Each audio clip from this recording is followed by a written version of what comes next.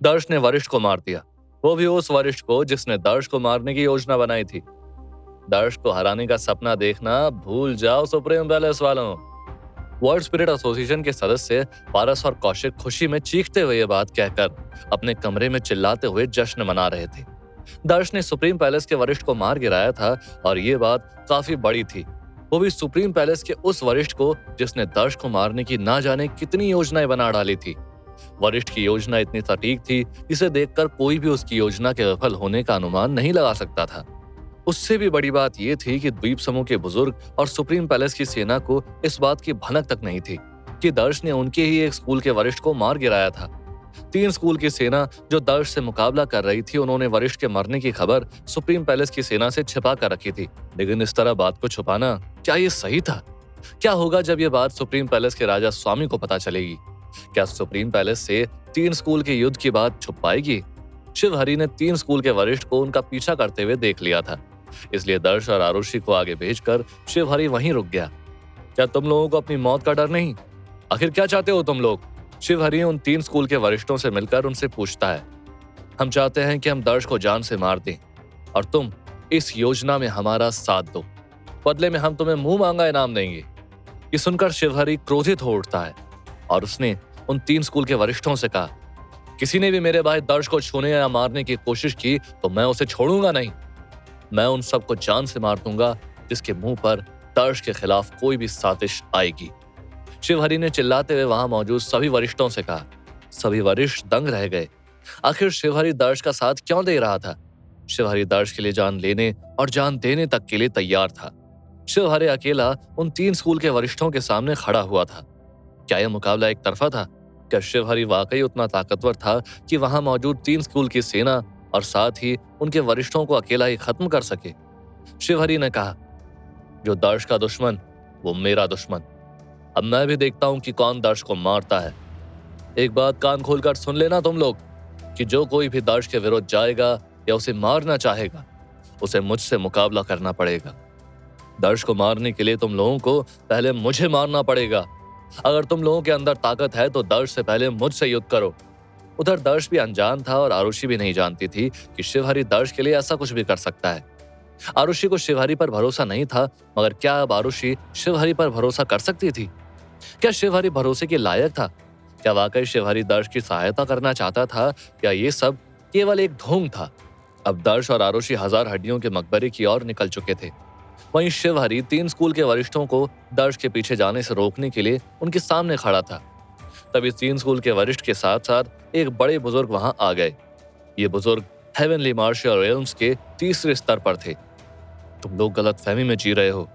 तुम तीनों कितने भी अनुभवी बन जाओ, लेकिन हमारे पास तुमसे कहीं ज्यादा बल है, जिनको पढ़कर तुम पर फूंक दिए जाए तो चुटकियों में तुम लोग जानवर या पक्षी बन सकते हो। अब फैसला तुम्हारे हाथ में है। तुम लोग बताओ कि तुम लोग कौन सा जानवर या कौन सा पक्षी बनने के लिए व्याकुल हो? शिवहरि स्कूल के वरिष्ठों से पूछता है। शिवहरि की ये बात सुनकर 3 स्कूल के वरिष्ठ शिवहरि पर हंसने लग जाते हैं और शिवहरि का मजाक उड़ाते हुए कहते हैं, तुम क्या हम लोगों को कोई जानवर या पक्षी बनाओगे? तुम खुद अभी उस विद्या में निपुण नहीं हो जिसकी तुम बातें कर रहे हो। 3 वरिष्ठों में से एक वरिष्ठ शिवहरि से कहता है। ये सुनकर शिवहरि अत्यंत क्रोधित हो उठता है और उस वरिष्ठ के ऊपर अचानक एक मंत्र पढ़कर फूंक देता है, मगर शिवहरि के किसी भी मंत्र का असर उस वरिष्ठ पर नहीं होता। अब वरिष्ठ और उसके बाकी के साथी शिवहरि पर और जोर जोर से हंसते हैं और वरिष्ठ शिवहरि से कहता है, क्या हुआ महारथी? तुम्हारे मंत्र का असर तो छूमंतर हो गया। लगता है तुम्हें अभी और अभ्यास की जरूरत है शिवहरि। वरिष्ठ इतना बोलकर शिवहरि का मजाक उड़ा ही रहा होता है, तभी उस वरिष्ठ के शरीर का रंग बदलने लगता है और उसे अपने शरीर में एक अजीब सी अकड़न महसूस होने लगती है। अरे, तुम्हारा शरीर का रंग हरा क्यों हो रहा है? वरिष्ठ का एक साथी वरिष्ठ से पूछता है। क्या मेरा शरीर हरा हो रहा है? शिवहरि, क्या किया है तुमने मेरे साथ? अब वरिष्ठ क्रोधित होकर शिवहरि से पूछता है, मगर शिवहरि अब वरिष्ठ का कोई जवाब नहीं देता। शिवहरि उस वरिष्ठ से हंसते हुए कहता है, मैंने क्या किया है ये तो तुम्हें अभी पता चल जाएगा। शिवहरि इतना कहकर चुप हो जाता है और देखते ही देखते वो वरिष्ठ एक मेंढक का रूप ले लेता है।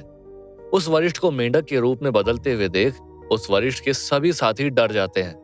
3 स्कूल के वरिष्ठ शिवहरि की इस हरकत पर दंग रह जाते हैं। वरिष्ठों के बीच हड़कंप मच जाती है। अब 3 स्कूल के वरिष्ठों ने घबराकर शिवहरी के साथ मुकाबला करने के लिए एंसेस्टर बुजुर्ग को बुला लिया। एंसेस्टर बुजुर्ग उन सारे वरिष्ठों से भी ज्यादा ताकतवर थे। शिवहरी एंसेस्टर बुजुर्ग को देखकर बिल्कुल भी हैरान नहीं हुआ। शिवहरी किसी भी मुश्किल का सामना करने के लिए तैयार खड़ा था। फर्क सिर्फ इतना था कि वो अकेला था और एंसेस्टर बुजुर्ग इतना ताकतवर था कि उससे युद्ध के दौरान शिवहरी की जान भी जा सकती थी। एंसेस्टर बुजुर्ग एक कदम आगे बढ़ाता है मगर शिवहरी बुजुर्ग का रास्ता रोक लेता है। शिवहरी ने एंसेस्टर बुजुर्ग से कहा, क्या आप भी मेरे मंत्रों की ताकत से जानवर बनना पसंद करेंगे? योद्धा मंत्र से नहीं, बाजुओं और शक्तियों से युद्ध लड़ता है। अगर अपना बल दिखाना ही है तो तुम मुझसे युद्ध करो। एंसेस्टर बुजुर्ग शिवहरी से कहता है। ठीक है, मैं युद्ध के लिए तैयार हूं, शिवहरी कहता है। अब शिवहरी और बुजुर्ग के बीच मुकाबले की घोषणा हो जाती है, लेकिन सबके सामने एक ही प्रश्न था कि आखिर कौन जीतेगा? शिवहरी और बुजुर्ग के बीच का युद्ध। क्या शिवहरी उस युद्ध में मारा जाएगा? तभी अचानक एंसेस्टर बुजुर्ग अपनी तलवार निकालता है और शिवहरी पर टूट पड़ता है। उस वार से बचते हुए शिवहरी उड़ने लगता है और उड़ते हुए वो एंसेस्टर बुजुर्ग पर अपनी तलवार के जोरदार प्रहार से एंसेस्टर बुजुर्ग को गिरा देता है। एक बच्चे के वार से जमीन पर गिरकर एंसेस्टर बुजुर्ग अपमानित महसूस करने लगता है, लेकिन बुजुर्ग एंसेस्टर हार नहीं मानता और अपनी तलवार से एक बार फिर शिवहरी पर वार करता है, मगर एक बार फिर एंसेस्टर बुजुर्ग के वार से शिवहरी बच निकलता है।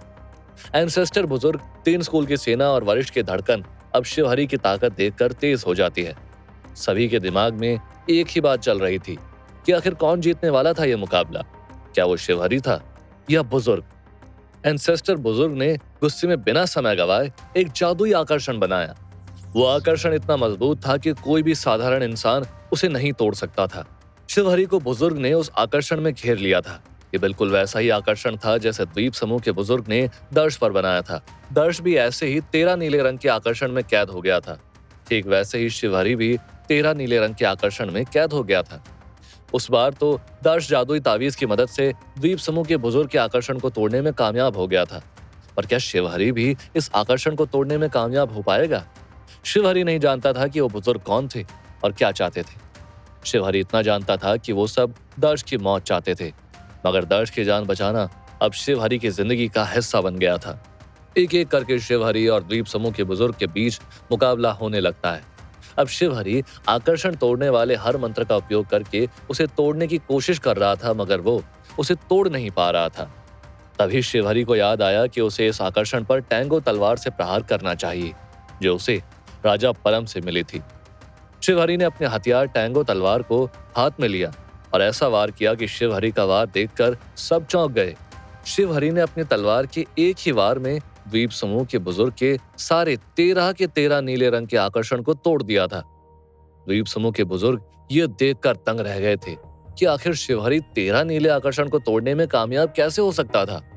द्वीप समूह के बुजुर्ग ने कहा, आखिर ये इतना ताकतवर कैसे हो सकता है? किसने 13 नीले रंग के आकर्षण को भी तोड़ दिया? अब शिवहरी आकर्षण से बाहर आ चुका था और वो एंसेस्टर बुजुर्ग पर वार करने के लिए तैयार खड़ा था। लेकिन क्या शिवहरी द्वीप समूह के बुजुर्ग को हरा पाएगा? क्या दर्श शिवहरी को बचाने आएगा? क्या दर्श तभी जान पाएगा कि शिवहरी ने उसकी जान के बदले अपनी मौत का सौदा किया था? आरुषि को शिवहरी पर भरोसा नहीं था। क्या अब वो शिवहरी पर भरोसा कर पाएगी? दूसरी तरफ दर्श और आरुषि 1000 हड्डियों के मकबरे में पहुंच जाते हैं। दर्श को देखकर देवी और ईशा खुश हो जाते हैं। मुझे पता था दर्श तुम जरूर आओगे। ईशा दर्श को देखकर रो पड़ती है। मैंने तुमसे वादा किया था कि मैं तुम लोगों को लेने जरूर आऊंगा। मैंने अपना वादा पूरा किया है। मैं तुम्हें लेने आ गया हूँ। दर्श खुश होते हुए ईशा से कहता है, मगर तभी अचानक चारों ओर से अजीब सी बदबू फैलने लगती है। जमीन में हलचल शुरू हो जाती है। ये देखकर दर्श कहता है, ये क्या हो रहा है? दर्श, हमें जल्दी निकल जाना चाहिए। मैं दोबारा किसी मुसीबत में नहीं पड़ना चाहती हूँ, रोते हुए ईशा ने दर्श से कहा। लेकिन इससे पहले कि दर्श ईशा और देवी को लेकर वहां से निकल पाता कि तभी वहां जय किनमिंग आ जाता है, जो कि देखने में आधा मछली और आधा केकड़ा जैसा था। जय किंगमिंग देखने में जितना भयानक था उतना ही लड़ने में खतरनाक था। दर्श को देखते ही जय किंगमिंग उस पर हमला बोल देता है। जय किंगमिंग अपने बड़े बड़े केकड़े वाले हाथों से दर्श के शरीर को बीच से काट देने के लिए आगे बढ़ता है। दर्श उससे कहता है, जानते हो लोग मुझसे क्यों लड़ते हैं? ये सुनकर जय किंगमिंग कहता है, ताकि वो तुम्हें मार सके। मुझसे लड़कर मेरे दुश्मन को दो चीजें प्राप्त होती है। पहली चीज है प्रसिद्धि और दूसरी है मौत। इतना कहते ही दर्श अपने पास से जादुई बम निकालकर सीधा किंगमिंग के खुले मुंह पे डाल देता है। बम पेट में पहुंचकर एक जोरदार धमाका कर देता है और जय किंगमिंग के चिथड़े उड़ जाते हैं। पास ही खड़े दर्श को किंगमिंग का उड़ता हुआ पंजा लगता है और वो दूर जाकर गिर जाता है, जिससे दर्श को चोट लग जाती है और वो कमजोर हो जाता है। मगर वो हिम्मत नहीं हारता। दर्श टेंगो तलवार से निकालकर लाई चाबी से ईशा, देवी और उनके परिवार के पिंजरों के तालों को खोलकर आजाद कर देता है। ईशा, देवी और उनका परिवार आजाद होने के बाद दर्श का शुक्रिया अदा करने के लिए आगे बढ़ ही रहे थे कि तभी दर्श गिरकर बेहोश हो जाता है। ये देखकर आरुषि, देवी और ईशा सहित पूरा परिवार घबरा जाता है और वो लोग दर्श को एक सुरक्षित जगह पर ले जाते हैं। दर्श पहले से ही बहुत कमजोर हो चुका था, क्योंकि दर्श ने तलवार घाटी को नष्ट करने के लिए बहुत शक्तियों का इस्तेमाल किया था, जिस कारण दर्श पर गहरा असर पड़ा। दर्श पर कमजोरी इतनी हावी हो गई थी कि दर्श गहरी बेहोशी में चला गया था और उसे करीब 4 महीने बाद होश आया था। मगर इस बार उसकी हालत इतनी बुरी नहीं थी। अब वो होश में आ गया था, लेकिन उसकी कमजोरी बढ़ती ही जा रही थी। दर्श ने आरुषि को अपनी कमजोरी के बारे में कुछ बताया नहीं, लेकिन आरुषि दर्श को देखकर समझ जाती है कि दर्श को आराम की सख्त जरूरत है। दर्श, मुझे मालूम है कि तुमने लगातार ना जाने कितने युद्ध लड़े और उनको जीता भी है, मगर अब तुम्हारा आराम करना बहुत जरूरी है। अगर तुमने आराम नहीं किया तो तुम कमजोर होते जाओगे और तुम्हें आगे के युद्ध लड़ने में बहुत सारी चुनौतियों का सामना करना पड़ेगा। आरुषि दर्श से कहती है और उसे पकड़कर उसे लेटने में मजबूर करती है। दर्श को देखकर ईशा और देवी की आंखों में एक उम्मीद की किरण दिखाई देती है। दर्श अब ब्लू रो वर्ल्ड स्पिरिटिस्ट बन चुका था, लेकिन ईशा और देवी नहीं जानते थे कि दर्श ब्लू रो वर्ल्ड स्पिरिटिस्ट बन गया था। इतने में ही दर्श एक बार फिर बेहोश हो जाता है। दरअसल दर्श के अंदर जो थोड़ी बहुत शक्ति थी वो जेई किंगमिंग को मारने में खत्म हो गई थी। लेकिन क्या होगा जब ये बात चारों ओर दर्श के दुश्मन सुप्रीम पैलेस तक पहुंच जाएगी? क्या दर्श पर फिर से उन पर कोई आक्रमण कर पाएगा? क्या होता अगर शिवहरी दर्श की रक्षा नहीं कर रहा होता तो? क्या दर्श बच पाता? क्या आरुषि दर्श को बचा पाती? क्या होने वाला है आगे दर्श के जीवन में, जानने के लिए सुनते रहिए पॉकेट एफएम।